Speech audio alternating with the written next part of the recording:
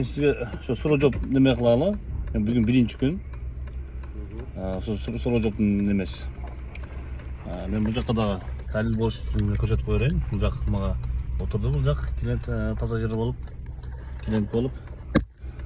Мен биринчи суроону баштай берейин, а. Бисмиллахиррахманиррахим.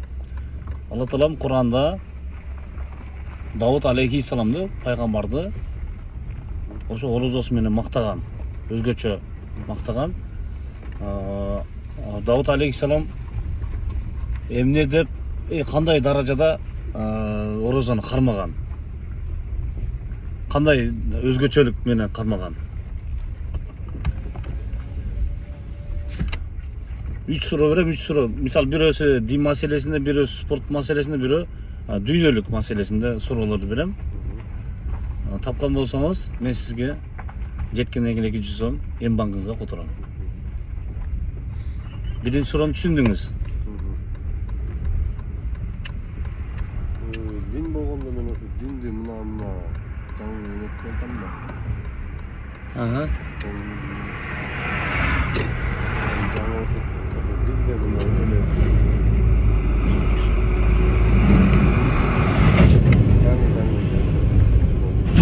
Дин маселесин чанчан кабарыңыз жок, а?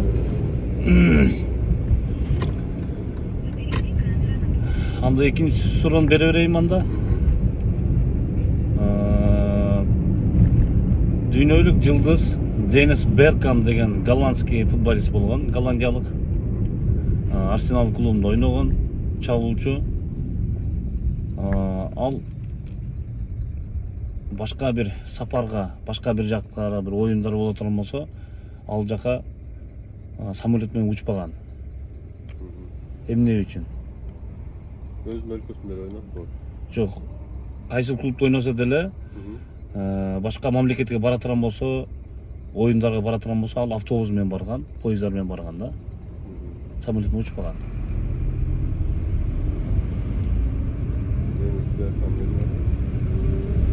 Tanıysızmı Deniz Berkam'ı? Buradan көрүп турган болсоңуз, Deniz Berkam'ı таанып каласыз. Анан жаңы эле футболду жана көрө баштаган болсоңуз, тааныбай калышыңыз мүмкүн.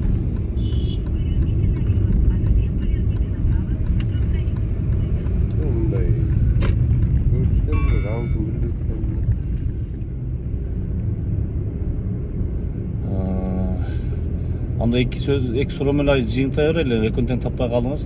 Биринчисин айтып кое берейин. Биринчи, Давуд алейхиссаламды Алла Таалам Куранда мактаган, өзгөчө орозо кармаган деп. Давуд алейхиссалам орозо бир күн кармап, бир күн кармабай, мисалы жөн күндөрү Рамазан айында эле эмес, башка күндөрдө эле бир күн кармап, бир күн кармабай, бир күн кармап, бир күн кармабай. Ушундай орозо карматчу экен да. Жо Давуд алейхиссалам. Экинчи жанагы спорт боюнча Денис Беркам бул самолеттен, учактан корккон, учуштанчы. Кичинекейинде ошо бир катастрофаны көрүп калып, ошондон кийин самолет учуштан коркуп калгандагы, самолет менен учпай, автобус, ошо поездар менен барып жүргөн дейт. Экинчи ошол. Орусча жооп берсем болобу? Орусча жооп берсеңиз, мен бирок сизге кыргызча суроо берем. Мейли. Түшүнгөнгө аракет кылайын, аха. Биринчи дин маселесинде, кийинкиси спорт, кийинкиси тарых, ушундай бир неме боюнча. Болор эт, Давуд алейхиссаламды Аллах Таалам орозосу менен мактаган. Давуд алейхиссалам Рамазан айында эмес, башка учурларда эле орозо кармаган. Кандай кармагандыгы үчүн Аллах Таалам Давуд алейхиссаламды мактаган Куранда. Кандай кармаган үчүн? Кандай тактика менен деп коеюн, ушундай бир кандай кармаган үчүн Алла Таалам Куранда мактаган. Бул суроодо логиканы эметсем болобу? Ооба. Эми точный ответин билбейм, бирок логика боюнча мен ойлойм, что суннет боюнча кармады окшойт, сунна боюнча. Как пророк Мухаммед алейхиссалям держал розу, как он оставил свое наследие, как он кандай десем. Мен сизге жардам берейин бир аз. Ал неме мындай сүннөткө жакын эмес. Давут алейхиссалам ошо бир апта күнүгө, мисалы 7 күн болгон болсо, ошо апта күндө 2 күн кармап, 2 күн кармаган эмес. Мисалы да, мисалы. Же болсо бир черезден кармаган, болбосо бир жумада бир жолу 2 жолу кармаган, ушундай бир. Ушундай сыяктуу. Мен сизге жардам катарында. Жардам иретинде айтып атам. Сизге жардам болсун. Синдим анда-санда в течение года дебейинби кармап турат орозону. Жумада 1-2 жолу кармат окшойт. Понедельник, четвертпи ушундай кармайт да иши. Ооба, ал Пайгамбар алейхиссаламдын сүннөтү. Пайгамбар алейхиссалам кармаган сүннөт боюнча. Анда билбейт экенмин. Мен сизге жакында айттым эле. Давут алейхиссаламды Алла Таалам Куранда мактаган. Ал Давут алейхиссалам бир күн кармап, бир күн кармаган эмес. Черезден. Черезден кармаган. Ошонун өзгөчө болгондуктан Алла Таалам Куранда мактаган дейт. Экинчи суроо дагы сизге жакындатып айтып берем. Футбол боюнча футбол түшүнөсүз да, бир аз каларыңыз болсо. Эми анча-мынча. Бирок сизге теннис боюнча берейин анда. Жок, футбол боюнча берейин анда. Голландис Денис Беркамп деген футболист болгон, чабуулчу.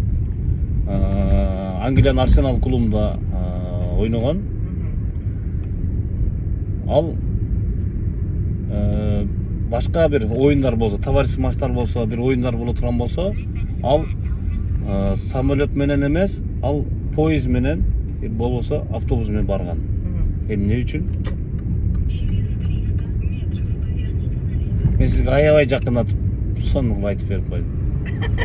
Чын, аябай жакындатып. Мындай айтканда айтып койдум деле да. Мүмкүн, потому что самолет учкан коркчу. Таптыңыз, аба. 2 суроодон бирөөсүн таптыңыз. Сынган кылыч. Сынган кылычтын автору ким? Айта албайм. Төлөгөн Касымбеков. Мен орусча окугам. Сынган кылычтын автору бул Төлөгөн Касымбеков. Негизи бул оңой эле эме, суроо, бирок мен орусча окугам да. Фокс үчөн тапканыңызда мен сизге 200 сом ийдейин банкыңызга, болбосо акысы жеткирип коеюн деп ойлондум эле. Рахмат. Бул деле интерактив үчүн рахмат сизге. Себеп элдердин да бир илим деңгээлин бул деле жанагы уят жери жок болгону эми кызыктуу. Ооба, анан маанай да көтөрүлөт. Өздөрү да билбеген нерсени билип алышат. Биз деле билбейбиз көп нерсени, бирок эми бир аз изилденебиз, аракет кылып атабыз. Мен сизге 3 суроо берем. 3 суроого так жооп берген болсоңуз, 3 суроону так бардыгына мен сизге 200 сом берем, жеткирип коюшум акысыз. Эми банкыңызга котором. Макулбу? Жооп бере албай калсам? Жооп бере албай калсаңыз, жок, карыз болбойсуз, мен сизди жөн эле жеткирип коем. Хорошо. Биринчи суроо. Ислам дини боюнча Аллах Таалам Куранда Давут алейхиссаламдын туткан орозосу боюнча мактаган. Эмне үчүн? Өзгөчөлүгү бар. Рамазан айында эмес, башка учурларда деле Давут алейхиссалам орозо кармаган, бирок өзгөчө кармагандыктан Алла Таалам Куранда мактаган. Ушул жагынан мен вообще билимим. Мен сизге бир аз жакындатып суроону айтайын, Бир жумада 2 жолу 2 күн кармап, 2 күн кармабай, мисалы ошондой сыяктуу. Болсо бир жумада 2 жолу кармаган, болсо бир күн кармап, бир күн кармаган, ошондой сыяктуу бир өзгөчөлүк болгондуктан Алла Таалам Куранда мактаган. Бул биринчи суроо. Кандай өзгөчөлүк болгон? 2 күн кармап, 2 күн кармаган эмеспи ошондой? Жаганда окуган. Жок, ошону сиз айттыңыз да мага так. Өзүңүз мындай эле өзүңүз оюңузга карап туруп, чамалап туруп айттыңыз да. Чамалабай жатам да. Мен сизге жакындатып айтып койдум. Жумада, бир жумада 7 күн болсо, ошонун 7 күнүнө bir аптада 2 күн кармап же 2 күн кармаган эмес, болсо черезден кармаган, болсо bir жумада bir жолу, болсо 2 жолу кармаган. Наверное, 5 күн кармаган го дейм. Azizim, shoirona gaplarga kiyim qilib bo'lmaydi. Shoirona gaplarga osh pishmaydi. 2 күн эс алып. Жок, кандай Жок, эмес. таппадыңыз. Давут алейхисаламды Аллахтан Куранда мактаган, өзгөчөлүгү Давут алейхисалам bir күн кармап, bir күн кармаган эмес. Birinci суроо. Экинчи суроо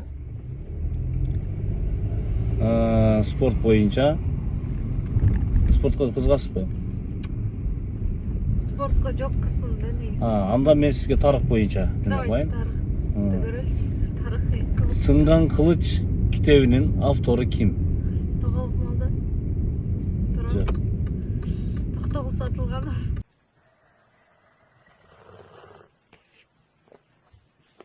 Shunday da endi. Жок, адаштыңыз, таппадыңыз. Жооп бир жолу эле болот. Төлөгөн Касымбеков. Төлөгөн Касымбеков. Мен эми 3-чү суроону берип эле коеюн. Жок, Демек, берерсиз кыргызча. Я просто сейчас издегенде бар. 3-чүсү спорт боюнча эле да. Сиз жок дегениңизде. Тарых жагынан мага кызык да, Кыргызстандын. Жок, ошол биздин суроодо 3-өө камтылган. Бирөө дин боюнча, бирөө спорт, бирөө тарых, ошо дүйнөлүк немеде. Болсо тарых ошо ким кааласа. Ошондон мен сизге тарыхтан бердим. Спорт боюнча суроосун уксам болот, хотя бы. Спорт боюнча суроону уксаңыз болот. Кандай Голландиялык чабуулчу Денис Беркам деген футболист болгон. Ал Англиянын Арсенал клубунда ойногон. Ал инсан башка бир оюндарга барыш үчүн поезд менен автобус менен барган. Башка мамлекетте болсо, алыс болсо дагы. Эмне үчүн самолетке чыккан эмес да? Может, фобиясы бар болчу? Кандай фобия? Толугураак. Учкандан корккон. Учкандан корккон. Кандай? Учкандан корккон. Мен сизге 3 суроону бердим. Рахмат. Үчөөнүн гана бирөөсүн таптыңыз. Өзүңүздү YouTube каналдан көрсөңүз болот. Biraz mısın? Жок эми сиз эч кимден эме кылат. Уяты жок го. Инилерим силерге суроо. Мен 3 суроо берем. 3 суроого так жооп берген болсоңор, акысыз жеткирип коем, 200 сом М-банкына котором. Aytganingcha. Келиштикпи? Даярсыңарбы? Биринчи суроо ислам дини боюнча. Аллах Таалам Куранда Давут алейхиссалам пайгамбарыбызды орозо кармагандыгы менен мактаган. Өзгөчөлүгү эмнеде? Кандай? Мисалы, жеңилдетип айтып кое берем, бул бир аз оор суроодой элдер таппай атат. Жумада, мисалы бир жумада 7 күн болсо, bir аптада 2 күн кармап, 2 күн кармабаган, мисалы ошондой сыяктуу. Болсо черезден кармаган, болсо bir жумада 2 жолу кармаган, ошондой сыяктуу. Кайсы бирини тандайт элеңер? Биринчи суроо. Алла Таалам ушинтип Куранда мактаган. Өзгөчө кармагандыктан. Рамазан айында эле эмес, башка учурларда ошо орозо кармаган да. Жооп. Birinchi so'roq qanday dedingiz? Bir эле суроо бердим азыр. O'sha qanday dedingiz? Аллах Таалам Куранда Давут алейхиссалам пайгамбарды орозо кармагандыгы менен мактаган да. Өзгөчөлүгү эмнеде? 2 күн кармап, 2 күн кармабаган, черезден кармаган, болсо bir жумада 2 жолу кармаган. Ушундай 3 вариант коюп коюп атам да сиздергечи. 3 мүмкүнчүлүк. Үчөөнүн бирөөнү тандасаңыздар болот. Üçüncüsü. Кандай үчүнчүсү? Кайсы үчүнчүсү? Tamam, çerez. Bir жумада. Черезби? Таптыңыз. Жакындадык. 3-чү суроо спорт боюнча. Футбол кызыгасыңарбы? Ancha dedingiz. Футбол боюнча. Голландиялык футболист Денис Беркам Англиянын Арсенал клубунда ойногон чабуулчу.